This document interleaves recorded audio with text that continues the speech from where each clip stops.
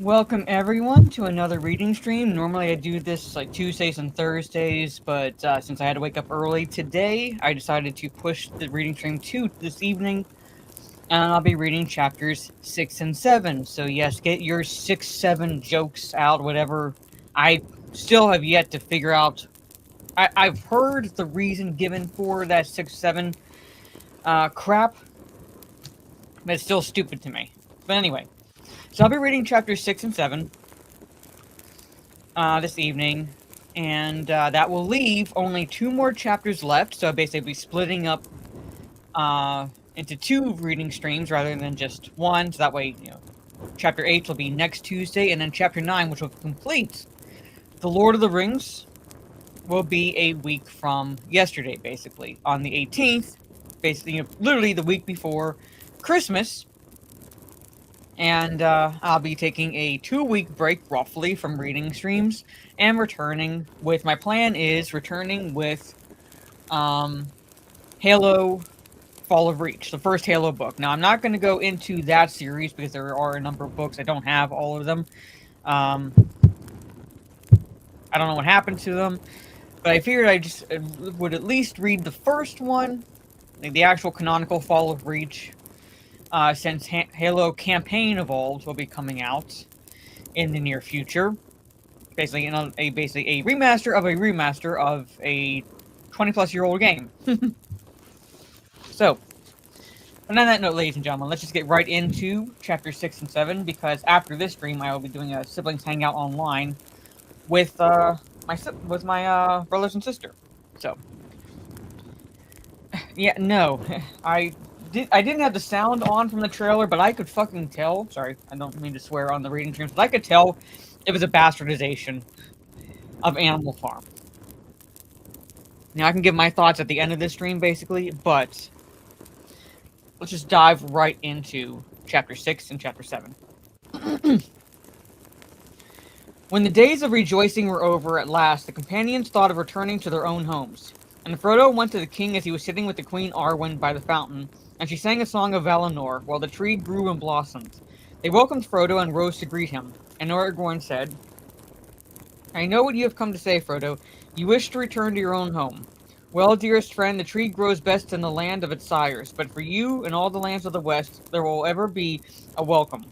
And though your people have had little fame in the legends of the great, they will now have more renown than many wide realms that are no more. It is true that I wish to go back to the Shire," said Frodo, "but first I must go to Rivendell. For if there could be anything wanting in time so blessed, I missed Bilbo, and I was grieved when among all the household of Elrond I saw that he was not come." "Do you wonder at that, Ring-bearer?" said Arwen. "For you know the power of that thing which is now destroyed, and all that was done by that power is now passing away. But your kinsman possessed this thing longer than you. He is ancient in years now, according to his kind, and he waits you, for he will not again make any long journey save one." "Then I beg to leave to depart soon," said Frodo. And welcome, everyone. "In 7 days we will go," said Aragorn, "for we shall ride with you far on the road, even as far as the country of Rohan. In 3 days now, Eomer will return hither to bear Theoden back to rest in the Mark, and we shall ride with him to honor the fallen. But now before you go, I will confirm the words that Faramir spoke to you, and you are made free forever of the realm of Gondor, and all your companions likewise. And if there were any gifts that I could give to match with your deeds, you should have them. But whatever you desire, you shall take with you, and you shall ride in honor and arrayed as princes of the land." And the Queen Arwen said, "A gift I will give you, for I am the daughter of Elrond. I shall not go with him now when he departs to the havens, for mine is the choice of Luthien, and as she so have I chosen, both the sweet and the bitter. But in my stead you shall go, Ring-bearer, when the time comes, and if you then desire it. If your hurts grieve you still, and the memory of your burden is heavy, then you may pass into the west, until all your wounds and weariness are healed. But wear this now in memory of Elstone and Ebenstar, with whom your life has been woven." And she took a white gem like a star that lay upon her breast, hanging upon a silver chain, and she set the chain about Frodo's neck. "When the memory of the fear and the darkness troubles you," she said, "this will bring you aid." In 3 days, as the king had said, Eomer of Rohan came riding to the city, and with them came an Ered of the fairest knights of the Mark. He was welcomed, and when they sat all at table in Marathon, the great hall of feast, he beheld the beauty of the ladies that he saw and was filled with great wonder. And before he went to his rest, he sent for Gimli the dwarf, and he said to him, Gimli, Glóin's son, have you your axe ready? Nay, lord, said Gimli, but I can speedily fetch it if there be need. You shall judge, said Éomer, for there are certain rash words concerning the lady in the golden wood that lie still between us, and now I have seen her with my eyes. Well, lord, said Gimli, and what say you now? Alas, said Éomer, I will not say that she is the fairest lady that lives. Then I must go for my axe, said Gimli. But first I will plead this excuse, said Éomer. Had I seen her in other company, I would have said all that you could wish. But now I will put Queen Arwen Evenstar first, and I am ready to do battle on my own part with any who deny me. Shall I call for my sword? Then Gimli bowed low. Nay, you are excused from my part, lord, he said. You have chosen the evening, and my love is given to the morning. And my heart forebodes that soon it will pass away forever. At last, the day of departure came, and a great and fair company made ready to ride north from the city. Then the kings of Gondor and Rohan went to the Hallows, and they came to the tombs in Rath Dinnan. And they bore away King Theoden upon a golden bier, and passed through the city in silence. Then they laid the bier upon a great wain, with riders of Rohan all about it, and his banner borne before. And Merry, being Theoden's esquire, rode upon the wain, and kept the arms of the king. For the other companions, steeds were furnished according to their stature, and Frodo and Samwise rode at Aragorn's side, and Gandalf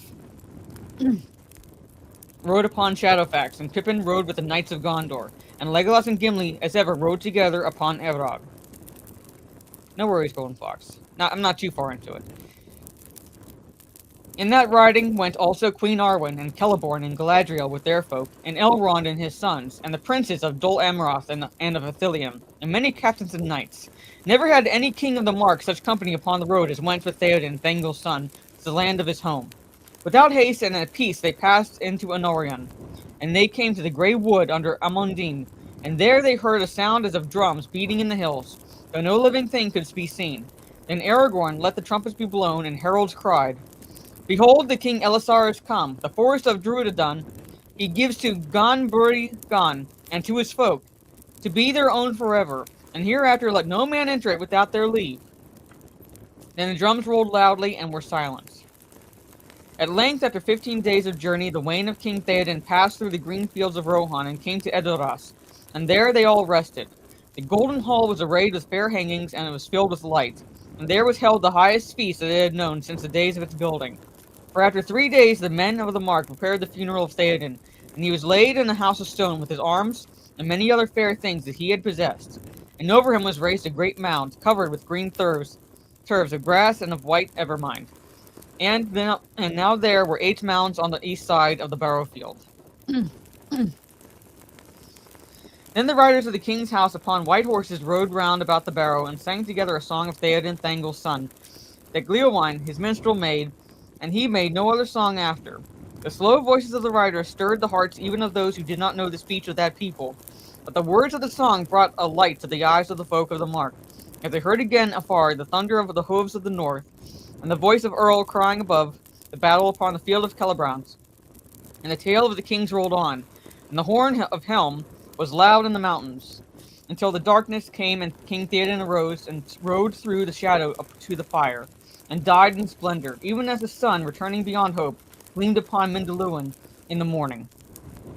Out of doubt, out of dark, to the day's rising, he rode singing in the sun, sword unsheathing. Hope he rekindled, and in hope ended. Over death, over dread, over doom lifted, out of loss, out of life, unto long glory. But Merry stood at the foot of the green mound, and he wept, and when the song was ended, he rose and cried, Theoden King, farewell. As a father you were to me for a little while, farewell. When the burial was over, and the weeping woman was stilled, and Theoden was left at last alone in his barrow, then folk gathered to the golden hall for the great feast, and put away sorrow. For Theoden had lived to full years, and ended in honor no less than the greatest of his sires. And when the time came that in the custom of the Mark they should drink to the memory of the kings, Eowyn, Lady of Rohan, came forth, golden as the sun and white as snow, and she bore a filled cup to Éomer. Then a minstrel and lore master stood up and named all the names of the lords of the Mark in their order. Earl the Young, and Brago, builder of the hall, and Aldar, brother of Boldar, the hapless, and Freya, and Freywine, and Goldwine, and Daor, and Gram, and Helm, who lay hid in Helm's Deep when the mark was overrun, and so ended the 9 mounds of the west side. For in that time the line was broken, and after came the mounds of the east side. Freyolaf, Helm's sister son, and Leofa, and Walda, and Folka, and Folkwine, and Thangol, and Theoden the latest. And when Theoden was named Eomer, drained the cup. Then Eowyn bade those that served to fill the cups, and all there assembled rose and drank to the new king, crying, Hail Eomer, king of the mark! At the last, when the feast drew to an end, Eomer rose and said, Now this is the funeral feast of Theoden the king, but I will speak ere we go of tidings of joy, for he would not grudge that I should do so, since he was ever a father to Eowyn my sister. Hear then all my guests, fair folk of many realms, such as have never before been gathered in this hall. Faramir, steward of Gondor, and prince of Ithilien, asked that Eowyn, lady of Rohan, should be his wife, and she grants it full willing. Therefore they shall be troth-plighted before you all. And Faramir and Eowyn stood forth and sat hand in hand, and all there drank to them and were glad. Thus, said Eomer, is the friendship of the Mark and of Gondor, bound with a new bond, and the more I do I rejoice. There's a word here. It's not what you think it is. Alright? No niggard are you, Eomer, said Aragorn, to give thus to Gondor the fairest thing in your realm. It means greedy, it means stingy, it means miser, okay? That's what it means. You are not greedy. So, it's not what you mean, it's not what you think. As soon as I saw it, I was like, I had to do that little warning. Then Eowyn looked in the eyes of Aragorn, and she said, Wish me joy, my liege lord, and healer. And he answered, I have wished thee joy ever since I first saw thee. It heals my heart to see thee now in bliss. I'm just saying. Alright, when the feast was over, those who were to go took leave of King Eomer. Aragorn and his knights and the people of Lorien and of Rivendell made ready to ride. But Faramir and Imrahil remained at Edoras, and Arwen Evanstar remained also, and she said farewell to her brethren. None saw her last meeting with Elrond her father, for they went up into the hills, and there spoke long together. And bitter was their parting that should endure beyond the ends of the world. At the last, before the guests set out, Eomer and Eowyn came to Merry, and they said, Farewell now, Meriadoc of the Shire, and Holdwine of the Mark. Ride to good fortune, and ride back soon to our welcome. And Eomer said, Kings of old would have laden you with gifts that Owain could not bear for your deeds upon the fields of Mundburg. And yet you will take naught, you say, but the arms that were given to you. This I suffer, for indeed I have no gift that is worthy. But my sister begs you to receive this small thing, as a memorial of Durnhelm, and of the horns of the Mark at the coming of the morning. And Eowyn gave to Merry an ancient horn, small but cunningly wrought, of all fair silver with a baldric of green, and right said engraving upon it swift horsemen riding in a line that would wound about it from the tip to the mouth, and there were set runes of great virtue. This is an heirloom of our house, said Eowyn. It was made by the dwarves, and came from the hoard of Scatha, the worm. Earl the Young brought it from the north. He that blows it at need shall set fear in the hearts of his enemies, and joy in the hearts of his friends. Siblings. And they shall hear him and come to him. Then Merry took the horn, for it could not be refused, and he kissed Eowyn's hand, and they embraced him, and so they parted for that time. Now the guests were ready, and they drank the stirrup cup, and with great praise and friendship they departed, and came at length to Helm's Deep, and there they rested 2 days. Then Legolas repaid his promise to Gimli, and went with him to the glittering caves, and when they returned he was silent, and would say only that Gimli alone could find fit words to speak of them. And never before has a dwarf claimed a victory over an elf in a contest of words, said he. Now therefore let us go to Fangorn and set the score right. From Deeping Combe they rode to Isengard, and saw how the Ents had busied themselves. All the stone circle had been thrown down and removed, and the land within was made into a garden filled with orchards and trees, and a stream ran through it. But in the midst of all there was a lake of clear water, and out of it the tower of Orthanc rose still, tall and impregnable, and its black rock was mirrored in the pool. For a while the travelers sat where once the old gates of Isengard had stood, and there were now two tall trees like sentinels at the beginning of a green-bordered path that ran towards Orthanc. And they looked in wonder at the work that had been done, but no living thing could they see far or near. But presently they heard a voice calling, "Whom hum, whom hum," and there came Treebeard striding down the path to greet them with Quickbeam at his side. "Welcome to the Treegarth of Orthanc," he said. "I knew that you were coming, but I was at work up in the valley. There is much still to be done. But you have not been idle either, away in the south and the east, I hear, and all that I hear is good, very good." And Treebeard praised all their deeds, of which he seemed to have full knowledge, and at last he stopped and looked long at Gandalf. "Well now, come," he said, "you have proved mightiest, and all your labors have gone well. Where now would you be going, and why do you come here?" "To see how your work goes, my friend," said Gandalf, "and to thank you for your aid in all that has been achieved." Well, that is fair enough," said Treebeard. "For to be sure, Ents have played their part, and not only in dealing with that accursed tree slayer that dwelt here, for there was a great inrush of those those evil-eyed, black-handed, bow-legged, flint-hearted, claw-fingered, foul-bellied, bloodthirsty Moramates Sinkahonda, well, since they are hasty folk, and their full name is as long as years of torment, those vermin of orcs. And they came over the river and down from the north, and all around the woods of Lorelindorem, which they could not get into, thanks to the great ones who are here." He bowed to the Lord and Lady of Lorien. "And these same foul creatures were more than surprised to meet us out of the wold, for they had not heard of us before, though that might be said also of better folk. And not many will remember us, for not many escaped us alive, and the river had most of those. It was well for you, for if they had not met us, then the king of the grassland would not have ridden far, and if he had, there would have been no home to return to." I'm gonna take a quick water break. This is a slightly long chapter.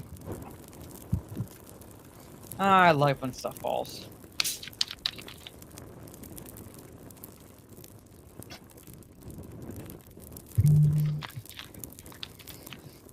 When it's colder, air is drier.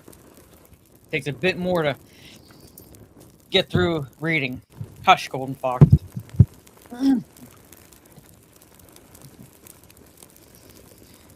"We know it well," said Aragorn, "and never shall it be forgotten in Minas Tirith or in Edoras." "Never is too long a word even for me," said Treebeard. "Not while your kingdom lasts, you mean. But they will have to last long indeed, to seem long to Ents." "The new age begins," said Gandalf, "and in this age it may well prove that the kingdoms of men shall outlast you, Fangorn, my friend. But now come tell me, what of the task that I set you? How is Saruman? Is he not weary of Orthanc yet? For I do not suppose that he will think you have improved the view from his window." I see your comment, Gravy. Treebeard gave Gandalf a long look, almost a cunning look. Merry thought. "Ah," he said, "I thought you would come to that. Weary of Orthanc. Very weary at last, but not so weary of his tower as he was weary of my voice. I gave him some long tales, or at least what might be thought long in your speech." "And why did he stay to listen? Did you go into Orthanc?" asked Gandalf. "No, not into Orthanc," said Treebeard. "But he came to his window and listened, because he could not get news in any other way. And though he hated the news, he was greedy to have it, and I saw that he heard it all. But I added a great many things to the news that was good for him to think of. He grew very weary. He always was hasty. That was his ruin." "I observe, my good Fangorn," said Gandalf, "that there with great care you say dwelt, grew. What about is? Is he dead?" "No, not dead, so far as I know," said Treebeard, "but he is gone. Yes, he is gone 7 days. I let him go. There was little left of him when he crawled out, and as far as that worm creature of his, he was like a pale shadow. Now do not tell me, Gandalf, that I promised to keep him safe, for I know it. But things have changed since then, and I kept him until he was safe from doing any more harm. You should know that above all I hate the caging of live things, and I will not keep even such creatures as these caged beyond great need. A snake without fangs may crawl where he will."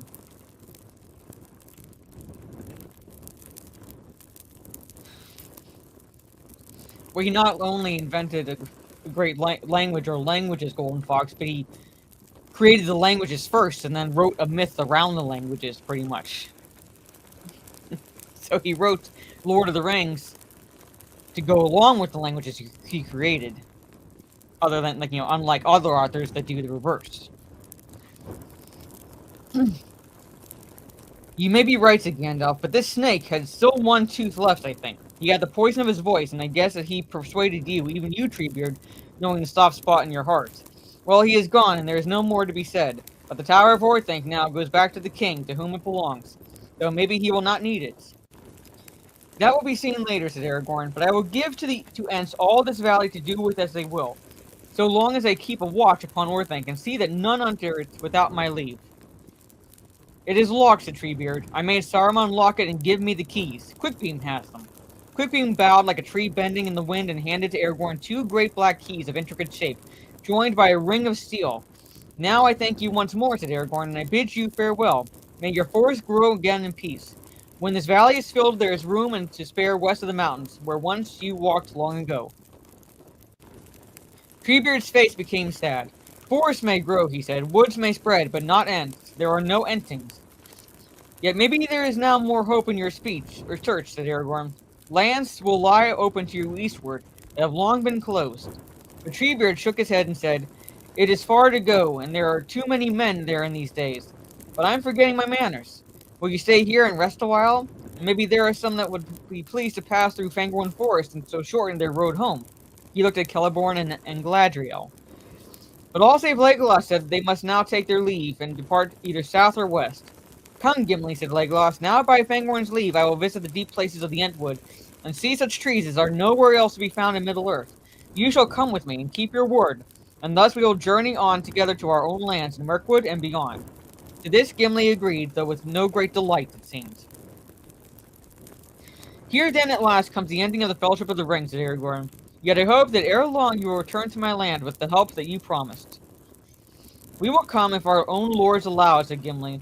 Well, farewell, my hobbits. You should come safe to your own homes now, and I shall not be kept awake for a year for fear of your peril.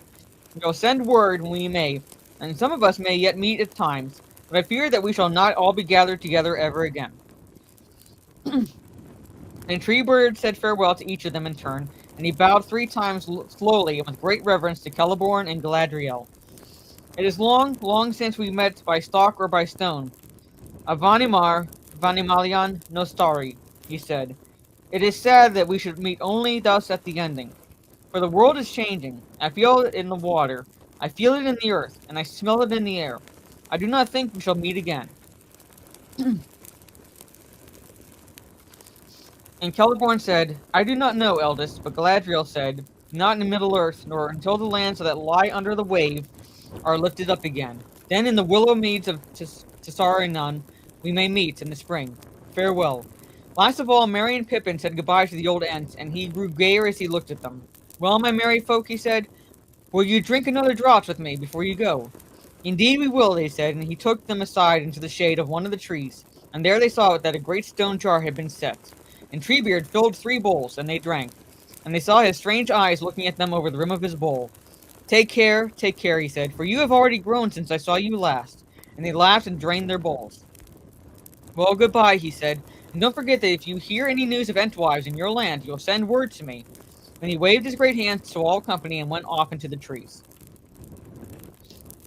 The travelers now rode with more speed, and they made their way towards the Gap of Rohan, and Aragorn took leave of them at last close to the very place where Pippin had looked into the stone of Orthanc. The hobbits were grieved at this parting, for Aragorn had never failed them, and he had been their guide through many perils. I wish we could have a stone that we could see all our friends in, said Pippin, and that we could speak to them from far away.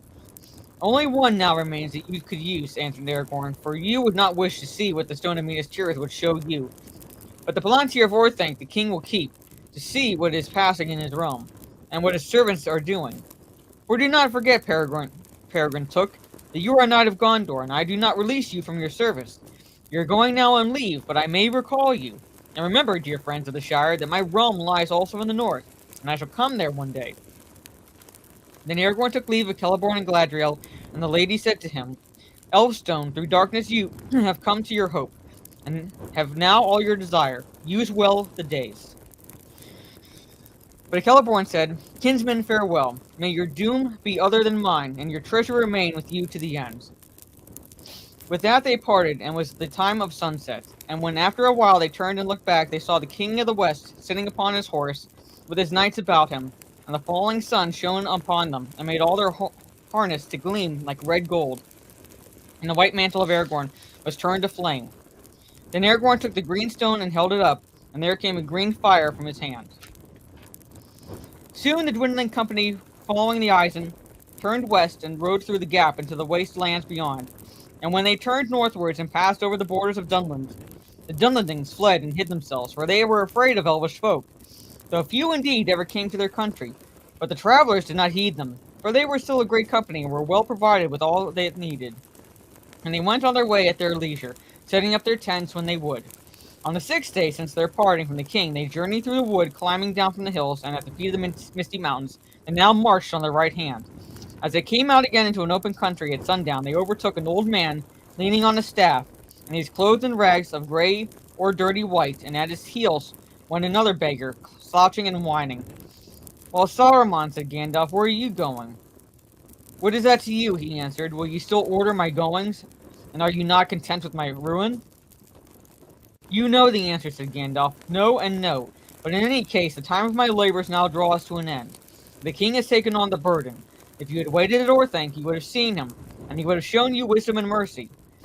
"Then all the more reason to have left sooner," said Saruman, "for I desire neither of him. Indeed, if you wish for an answer to your first question, I am seeking a way out of his realm." "Then once more you are going the wrong way," said Gandalf, "and I see no hope in your journey. But will you scorn our help? For we offer it to you." "To me," said Saruman. "Nay, pray do not smile at me. I prefer your frowns. And as for the lady here, I do not trust her. She always hated me and schemed for your part. I do not doubt that she has brought you this way to have the pleasure of gloating over my poverty. Had I been warned of your pursuit, I would have denied you the pleasure." "Saruman," said Galadriel, "we have other errands and other cares that seem to us more urgent than hunting for you. Say rather that you are overtaken by good fortune, for now you have a last chance." "If it be truly the last, I am glad," said Saruman, "for I shall be spared the trouble of refusing it again. All my hopes are ruined, but I would not share yours, if you have any." Welcome everyone again. For a moment his eyes kindled. "Go," he said. "I did not spend long study on these matters for naught. You have doomed yourselves, and you know it. And it will afford me some comfort as I wonder to think that you pulled down your own house when you destroyed mine. And now, what ship will bear you back across so wide a sea?" he mocked. "It will be a gray ship and full of ghosts," he laughed, but his voice was cracked and hideous. "Get up, you idiot," he shouted to the other beggar, who had sat down on the ground, and he struck him with his staff. "Turn about. If these fine folk are going our way, then we will take another. Get on, or I will give you no crust for your supper." The beggar turned and slouched past whimpering. Poor old Grima, always beaten and cursed. How I hate him. I wish I could leave him." "Then leave him," said Gandalf. But Wormtongue only shot a glance of his bleared eyes full of terror at Gandalf, and then shuffled quickly past behind Saruman.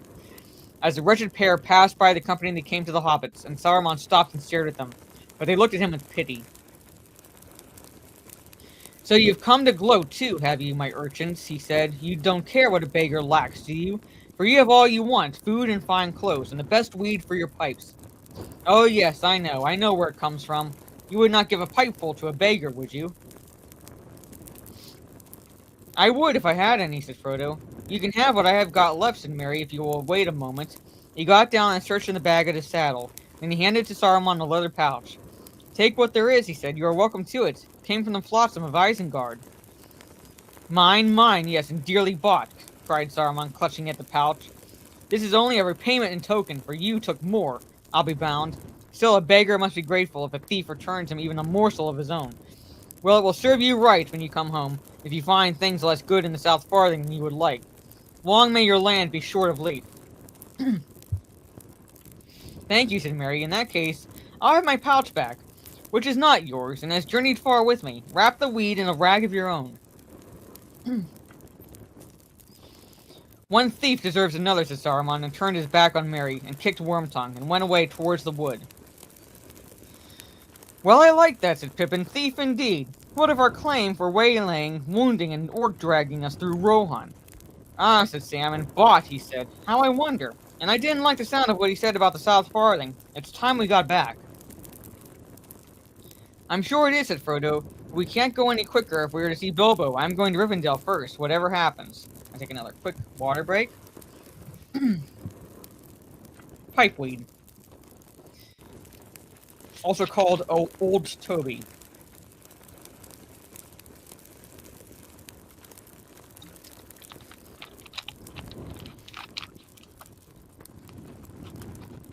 Yeah, tobacco, basically.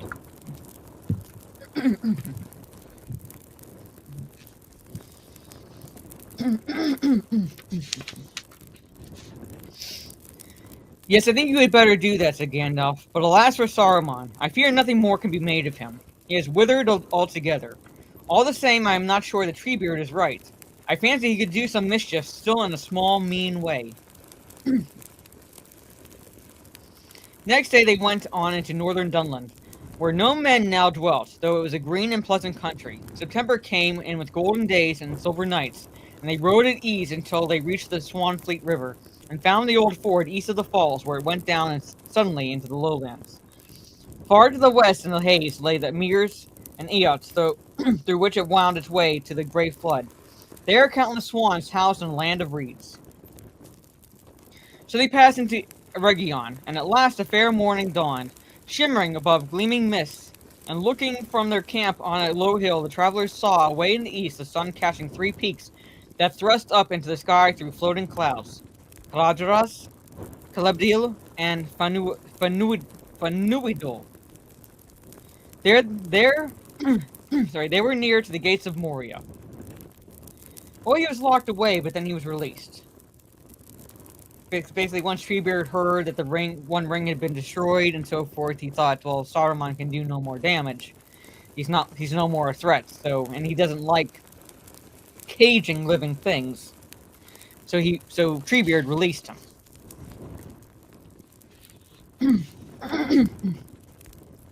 Here now for 7 days they tarried, for the time was at hand for another parting which they were loath to make. Soon Celeborn and Galadriel and their folk would turn eastward, and so pass by the Red Horn Gate, and down to Dimril Stair, to the Silverlode, and to their own country. They had journeyed thus far by west ways, for they had much to speak of with Elrond and with Gandalf, and here they lingered still in converse with their friends. Often long after the hobbits were wrapped in sleep, they would sit together under the stars, recalling the ages that were gone, and all their joys and labors in the world, for holding counsel concerning the days to come.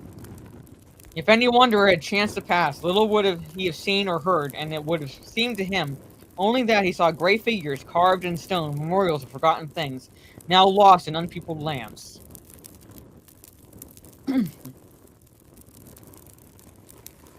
For they did not move or speak with mouth, looking from mind to mind, and only their shining eyes stirred and kindled as their thoughts went to and fro.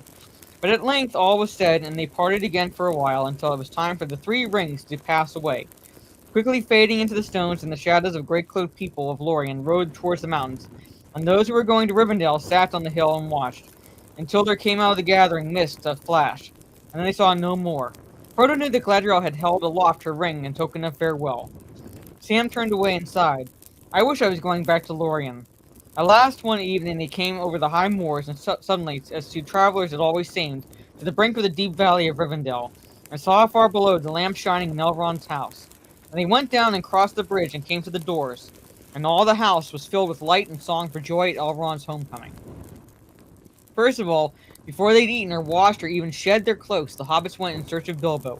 They found him all alone in his little room. It was littered with papers and pens and pencils, but Bilbo was sitting in a chair before a small bright fire. He looked very old, but peaceful and sleepy. He opened his eyes and looked up as they came in. Hello, hello, he said, so you've come back, and tomorrow's my birthday, too. How clever of you. Do you know, I shall be 129, and in 1 year more, if I am spared, shall equal the old Took. I should like to beat him, but we shall see. After the celebration of Bilbo's birthday, the four hobbits stayed in Rivendell for some days, and he sat much with their old friends, who spent most of his time now in his room, except for meals. For these he was still very punctual as a rule, and he seldom failed to wake up in time for them. Sitting round the fire, they told him in turn all that they could remember of their journeys and adventures. At first he pretended to take some notes, but he often fell asleep, and when he woke he would say, "How splendid, how wonderful, but where were we?" Then they went on with the story from the point where he had begun to nod. The only part that seemed really to rouse him and hold his attention was the account of the crowning and marriage of Aragorn. "I was invited to the wedding, of course," he said, "and I have waited for it long enough, but somehow when it came to it I found I had so much to do here, and packing is such a bother." When nearly a fortnight had passed, Frodo looked out of his window and saw that there had been a frost in the night, and cobwebs were like white nets. Then suddenly he knew that he must go and say goodbye to Bilbo. The weather was still calm and fair after one of the most lovely summers that people could remember.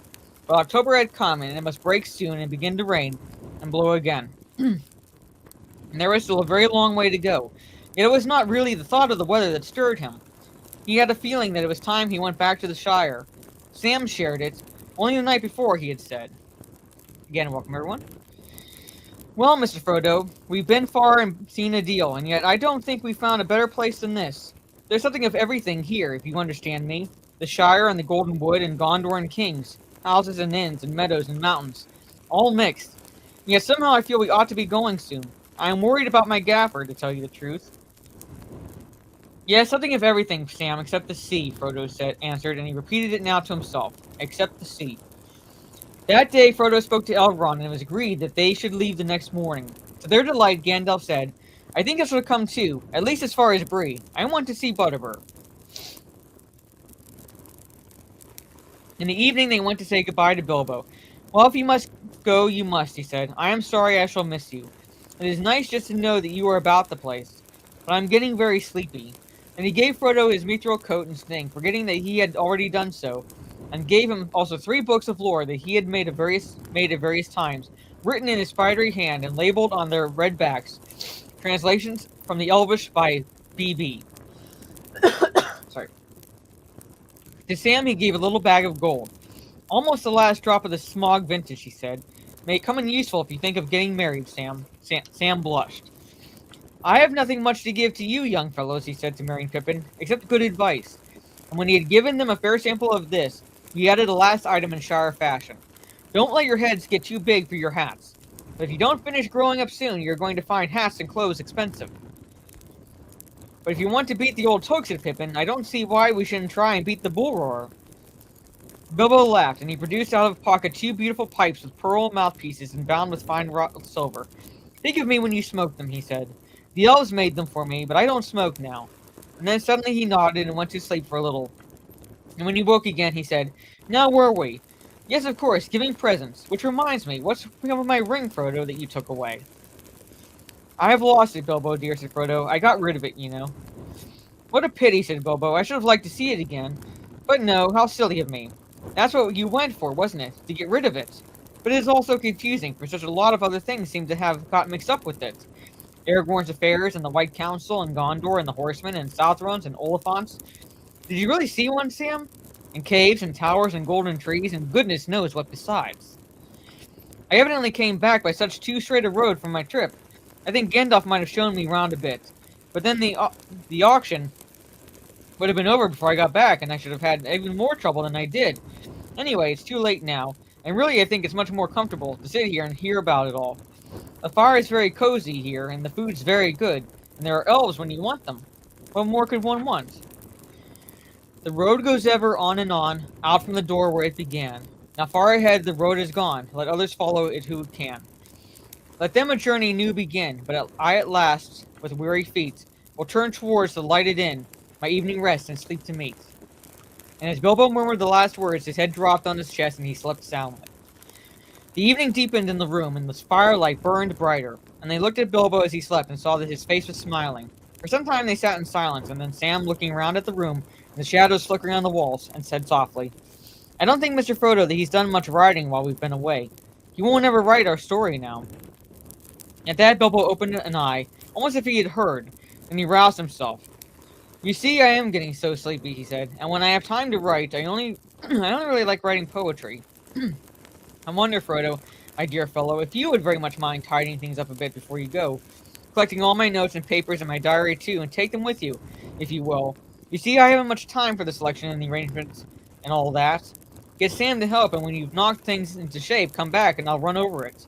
I won't be too critical. Of course I'll do it, said Frodo, and of course I'll come back soon. It won't be dangerous anymore. There's a real king now, and he will soon put the roads in order. Thank you, my dear fellow, said Bilbo. That really is a very great relief to my mind. And with that he fell asleep again. The next day, Gandalf and the hobbits took leave of Bilbo in his room, for it was cold out of doors, and then they said farewell to Elrond and all his household. As Frodo stood up upon the threshold, Elrond wished him a fair journey and blessed him, and he said, I think, Frodo, that maybe you will not need to come back unless you come very soon. For about this time of the year, when the leaves are gold before they fall, look for Bilbo in the woods of the Shire. I shall be with them. These words no one else heard, and Frodo kept them to himself. I'm going to take another drink break before I begin Chapter 7, Homeward Bound.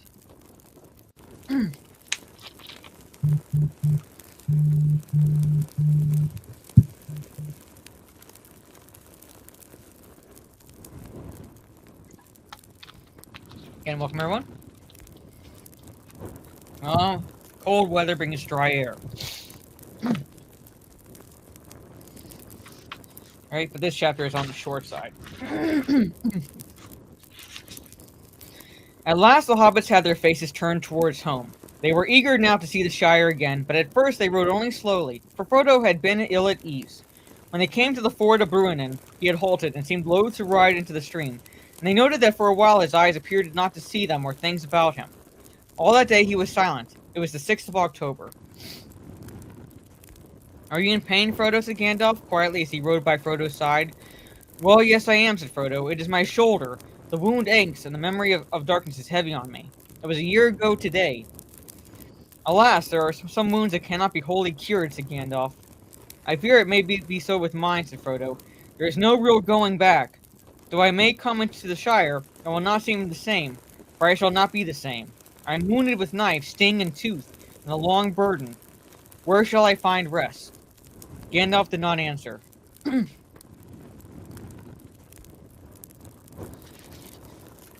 By the end of the next day, the pain and unease had passed, and Frodo was merry again, as merry as if he did not remember the blackness of the day before. After the journey went well, and the days went quickly, for they rode at leisure, and often they lingered in the fair woodlands, where the leaves were red and yellow in the autumn sun. At length they came to Weathertop, and it was then drawing toward evening, and the shadow of the hill lay dark on the road. And Frodo begged them to hasten, and he would not look towards the hill, but rode through its shadow with head bowed and cloak drawn close about him. That night the weather changed, and the wind came from the west laden with rain, and it blew loud and chill, and the yellow leaves whirled like birds in the air. When they came to the Chetwood, already the boughs were almost bare, and a great curtain of rain veiled Bree Hill from their sight. So it was that near the end of a wild and wet evening in the last days of October that the five travelers rode up the climbing road and came to the south gate of Bree. It was locked fast, and the rain blew in their faces, and in the darkening sky low clouds went hurrying by, and their hearts sank a little, for they expected more welcome. When they had called many times, at last the gatekeeper came out, and they saw that he carried a great cudgel. He looked at them with fear and suspicion, but when he saw that Gandalf was there, and that his companions were hobbits, in spite of their strange gear, and he brightened and wished them welcome. Come in, he said, unlocking the gate. We won't stay for news out here in the cold and the wet, a ruffianly evening. But old Barley will no doubt give you welcome at the Pony, and there you'll hear all there is to hear. And there you'll hear later all we say, and more, laughed Gandalf. How is Harry? The gatekeeper scowled. Gone, he said, but you'd best ask Barleyman. Good evening. Good evening to you, they said, and passed through, and then they noticed that behind the hedge at the roadside a long, low hut had been built, and a number of men had come out and were staring at them over the fence. When they came to Bill Ferny's house, they saw that the hedge was tattered and unkempt, and the windows were all boarded up. Do you think you killed him with that apple, Sam? Said Pippin. I'm not so hopeful, Mr. Pippin, said Sam, but I'd like to know what became of that poor pony. He's been on my mind many a time, and the wolves howling and all. At last they came to the prancing pony, and that at least looked outwardly unchanged, and there were lights behind the red curtains and the lower windows. They rang the bell, and Nob came to the door. and opened it a crack and peeped through. When he saw them standing under the lamp, he gave a cry of surprise. "Mr. Butterbur, master," he shouted, "they've come back." "Oh, they have? I'll learn them," came Butterbur's voice, and out he came with a rush and had a club in his hand. But when he saw who they were, he stopped short, and the black scowl on his face changed to wonder and delight. "Knob, you woolly-pated ninny," he cried, "can't you give old friends their names? You shouldn't go scaring me like that, with times as they are. Well, well, and where have you come from? I never expected to see any of you folk again, and that's a fact, going off into the wild with that Strider and all those black men about. I'm right glad to see you, none more than Gandalf. Come in, come in. The same rooms as before? They're free. Indeed, most rooms are empty these days, as I'll not hide from you. But you'll find it out soon enough.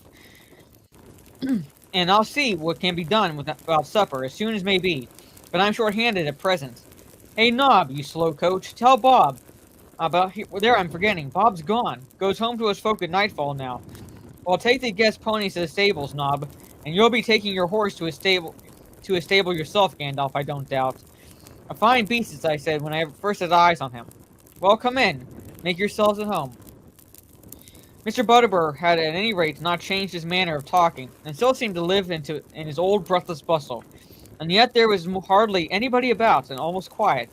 From the common room there came a low murmur of no more than 2 or 3 voices, and seen closer to the light of 2 candles he lit and carried before them, the landlord's face looked rather wrinkled and careworn. He led them down the passage to the parlor that they had used on that strange night more than a year ago, and they followed him, a little disquieted, for it seemed plain to them that old Barleyman was putting a brave face on some trouble. Things were not what they had been, but they said nothing and waited. As they expected, Mr. Butterbur came to the parlor after supper to see if it had all been to their liking. As indeed it had. No change for the worse had yet come upon the beer or the victuals at the Pony, at any rate. "Now I won't make so bold as to suggest you come to the common room tonight," said Butterbur. "You'll be tired, and there isn't many folk there this evening, anyway. But if you could spare me half an hour before you go to your beds, I would dearly like to have some talk with you, quiet-like, by ourselves." "That is just what we should like to," said Gandalf. "We are not tired. We have been taking things easy. We are wet, cold, and hungry, but all that you have cured. Come sit down, and if you have any pipeweed, we'll bless you." "Well, if you'd called for anything else, I'd have been happier," said Butterbur. "That's just the thing that we're short of, seeing how we've only got what we grow ourselves, and that's not enough. There's none to be had from the Shire these days, but I'll do what I can." When he came back, he brought them enough to last them for a day or two, a wad of uncut leaf. "Southland," she said, "and the best we have, but not the match of South Farthing, as I've always said, though I'm all for Bree in most matters, begging your pardon." They put him in a large chair by the wood fire, and Gandalf sat on the other side of the hearth, and the hobbits in low chairs between them, and then they talked for many times half an hour, and exchanged all such news as Mr. Butterbur wished to hear or give. Most of the things which they had to tell were a mere wonder and bewilderment to their host, and far beyond his vision, and they brought forth few comments other than, "You don't say," often repeated in defiance of the evidence of Mr. Butterbur's own ears. "You don't say, Mr. Baggins, or is it Mr. Underhill? I'm getting so mixed up. You don't say, Master Gandalf. Well, I never. Who would have thought in all our times?" But he did say much on his own account. Things were far from well, he would say. Business was not even fair. It was downright bad. No one comes nigh Bree now from outside, he said, and the inside folk, they stay at home mostly and keep their doors barred. It all comes of those newcomers and gangrels that began coming up the Greenway last year, as you may remember, but more came later. Some were just poor bodies running away from trouble, but most were bad men, full of thievery and mischief. And there was trouble right here in Bree. Bad trouble. Why, we had a real set too, and there were some folk killed. Killed dead, if you'll believe me. "I will indeed," said Gandalf. "How many?" 3 and 2, said Butterbur, referring to the big folk and the little. "There was poor Matt Heathertoes, and Raleigh Appledore, and little Tom Pickthorn from over the hill, and Willie Banks from up way, and one of the Underhills from Staddle, all good fellows, and they're missed. And Harry Goatleaf, that used to be on the west gate, and that Bill Fernie. They came in on the stranger's side, and they've gone off with them, and it's my belief they let them. On the night of the fight, I mean. And that was after we showed them the gates and pushed them out. Before the year's end, that was, and the fight was early in the new year, after the heavy snow we had. And now they're gone for robbers and live outside, hiding in the woods beyond Archet. and not out in the wilds Northway. It's like a bit of the bad old times tales tell of. I say, it isn't safe on the road, and nobody goes far, and folk lock up early. We have to keep watchers all around the fence and put a lot of men on the gates at nights. Well, no one troubled us, said Pippin, and we came along slowly and kept no watch. We thought we'd left all trouble behind us. Ah, that you haven't, master, more's the pity, said Butterbur. But it's no wonder they left you alone. They wouldn't go for armed folk with swords and helmets and shields and all. Make them think twice, that would. And I must say, it put me back a bit when I saw you. Then the hobbits suddenly realized that people had looked at them with amazement, not out of surprise at their return so much as in wonder at their gear. They themselves had become so used to warfare and to riding in well-arrayed companies that they had quite forgotten that the bright mail peeping from under their cloaks, and the helms of Gondor and the Mark, and the fair devices of their shields, would seem outlandish in their own country. And Gandalf, too, is now riding on his tall grey horse, all clad in white, with a great mantle of blue and silver over all, and a long sword glamdring at his side. Gandalf laughed. Well, well, he said, if they are afraid of just 5 of us, then we have met worse enemies on our travels. But at any rate, they will give you peace at night while we stay. How long will that be, said Butterbur. I will not deny we should be glad to have you about for a bit. You see, we're not used to such troubles, and the rangers have all gone away, folk tell me. I don't think we're rightly understood till now what they did for us. For there's been worse than robbers about. Wolves were howling around the fences last winter, and there's dark shapes in the woods. Dreadful things that makes the blood run cold to think of. It's been very disturbing, if you understand me. I expect it has, said Gandalf. Nearly all lands have been disturbed these days. Very disturbed. But cheer up, Barleyman. You have been on the edge of very great troubles, and I am only glad to hear that you have not been deeper in. But better times are coming. Maybe better than any you remember. The Rangers have returned. We came back with them. And there's a king again, Barleyman. He will soon be turning his mind this way. Then the Greenway will be opened again, and his messengers will come north, and there will be comings and goings, and the evil things will be driven out of the wastelands. Indeed, the waste in time will be waste no longer, and there will be people in fields where once there was wilderness. Mr. Butterbur shook his head. If there's a few decent respectable folk on the roads, that won't do no harm, he said, but we don't want no more rabble and ruffians. And we don't want no outsiders at Bree, nor near Bree at all. We want to be let alone. I don't want a whole crowd of trained strangers camping here and settling there and tearing up the wild country. You will be let alone, Barleyman, said Gandalf. There is room enough for realms between Isen and Greyflood, or along the shorelands south of the Brandywine, without anyone living within many days' ride of Bree. And many folk used to dwell away north, 100 miles or more from here, at the far end of the Greenway, on the North Downs or by Lake Evandene. Up away by Deadman's Dyke, said Butterbur, looking even more dubious. That's haunted land, they say. None but a robber would go there.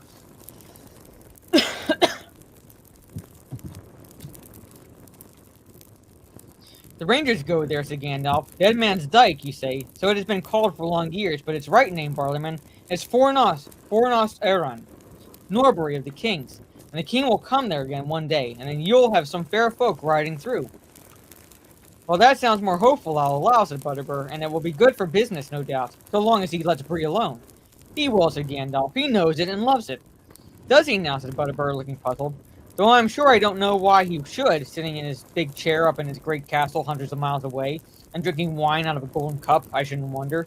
What's the pony to him, or mugs of beer? Not but what my beer's good.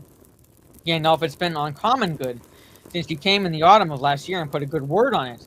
And that's been a comfort in trouble, I'll say. Ah, said Sam, but he says your beer is always good. He says?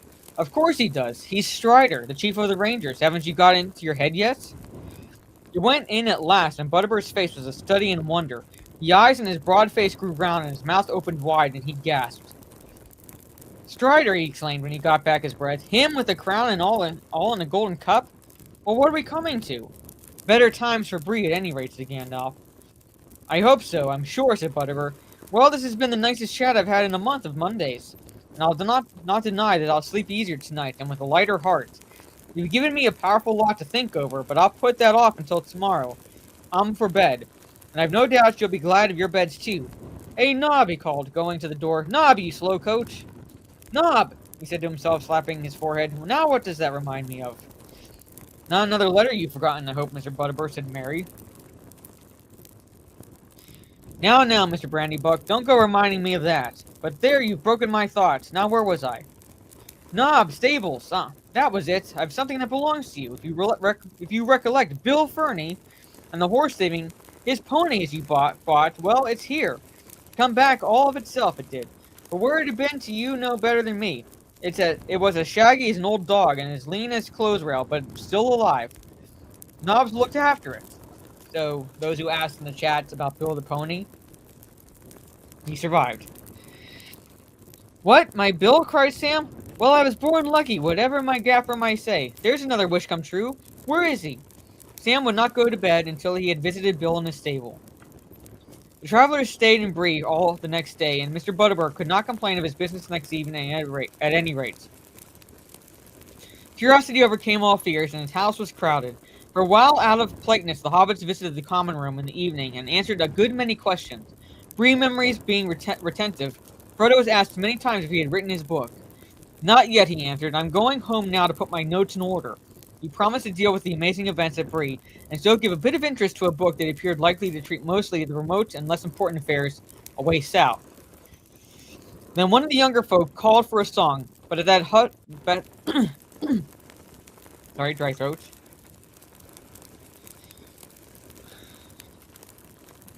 There.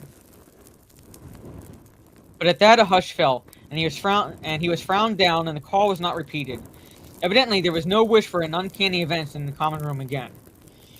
No trouble by day, nor any sound by night disturbed the peace of Bree while the travelers remained there, but the next morning they got up early, for as the weather was still rainy, they wished to reach the Shire before night. And it was a long ride. The Bree folk were all out to see them off. I hate this weather. And were in a merrier mood than they had been for a year. And those who had not seen the strangers in all their gear before gaped to wonder at them. At Gandalf, with his white beard and the light that seemed to gleam from him, as if his blue mantle was only a cloud over sunshine. And at the four hobbits like riders upon errantry out of almost forgotten tales. Even those who had laughed at all the talk about the king began to think there might be some truth in it. Well, good luck on your road, and good luck to your homecoming, said Mr. Butterbur. I should have warned you before that all is not well in the Shire neither, if what we hear is true. Funny goings-on, they say, but one thing drives out another, and I was full of my own troubles. But if I may be so bold, you've come back changed from your travels, and you look now like folk as can deal with troubles out of your hand. I don't doubt you'll soon set all to rights. Good luck to you, and the oftener you come back, the better. I'll be pleased. They wished him farewell and rode away, and passed through the west gate and on towards the Shire. Bill the pony was with them, and as before, he had a good deal of baggage, but he trotted along beside Sam and seemed well content. I wonder what old Barleyman was hinting at, said Frodo. I can guess some of it, said Sam gloomily. What I saw in the mirror, trees cut down and all, my old gaffer turned out of the row. I ought to have hurried back quicker. And something's wrong with the South Farthing, evidently, said Merry. There is a great shortage of pipeweed. Whatever it is, said Pippin, Lothar will be at the bottom of it. You can be sure of that. Deep in, but not at the bottom, said Gandalf. You have forgotten Saruman. He began to take an interest in the Shire before Mordor did. Well, we've got you with us, said Merry, so things will soon be cleared up. I am with you at present, said Gandalf, but soon I shall not be. I am not coming to the Shire. You must settle its affairs yourselves. That is what you have been trained for. Do you not yet understand? My time is over. It is no longer my task to set things to rights, nor to help folk to do so. And as for you, my dear friends, you will need no help. You are grown up now, grown indeed very high. Among the great you are, and I have no longer any fear at all for any of you. But if you would know, I am turning aside soon. I am going to have a long talk with Bombadil, such a talk as I have not had in all my time. He is a moss gatherer, and I have been a stone doomed to rolling. And my rolling days are ending, and now we shall have much to say to one another. In a little while they came to the point on the east road where they had taken leave of Bombadil, and they hoped and half expected to see him standing there to greet them as they went by. But there was no sign of him, and there was a grey mist on the Barrow Down southwards, and a deep veil over the old forests far away. They halted, and Frodo looked south wistfully. I would dearly like to see the old fellow again, he said. I wonder how he's getting on. As well as ever, you may be sure, said Gandalf, quite untroubled, and I should guess not much interested in anything that we have done or seen, unless perhaps in our visits to the Ents.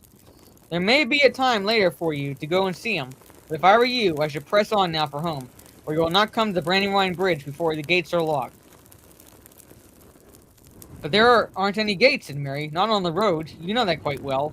There's the buckling gate, of course, but they'll let me through at any time. There weren't any gates, she means to Gandalf. I think you'll find some now. And you might have more trouble even at the buckling gate than you think. But you'll manage all right. Goodbye, dear friends. Not for the last time, not yet. Goodbye. He turned Shadowfax off the road, and the great horse leaped the green dike that here ran beside it, and then at a cry from Gandalf he was gone, racing towards the Barrow Downs like a wind from the north. Well, here we are, just the four of us that started out together, said Merry. We have left all the rest behind, one after another. It seems almost like a dream that has slowly faded. Not to me, said Frodo. To me it feels more like falling asleep again. And that ends chapter 7. And we will, next week, we are now at the point of a rather major event that was omitted from the Lord of the Rings adaptations.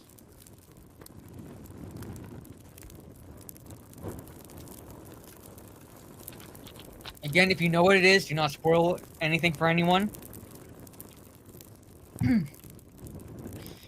There's only 2 more chapters left. We are pretty much at the home stretch, ladies and gentlemen. Chapter 8 will be next Tuesday, and then the last chapter, Chapter 9, will be Thursday, literally the week before Christmas. And so it's basically kind of to sum up the time frame of the journey. It's been a little more than a year, basically. A little more than a year, because Tolkien timed Frodo's journey much like Bilbo's journey in The Hobbit. Bilbo left the Shire when he was 50.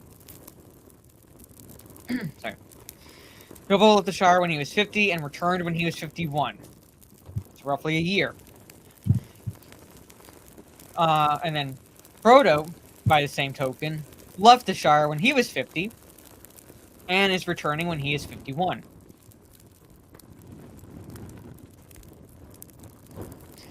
So So it has been a year. So basically, poetry mirrors itself. Something that people kind of forget, or at least don't understand if they just watch the movies. Because in the movies, it makes it seem like a short time has only passed. From the time that Bilbo leaves the Shire after his birthday to the time that Frodo leaves. But in fact, 17 years pass before Frodo leaves. Because when you see Frodo at the beginning of Lord of the Rings, he's 33. Basically the equivalent of being a teenager to a young adult in Hobbit years. Now, like, he's fully a young adult, being 50 to 51. Well, c'est la vie, Golden Fox. C'est la vie.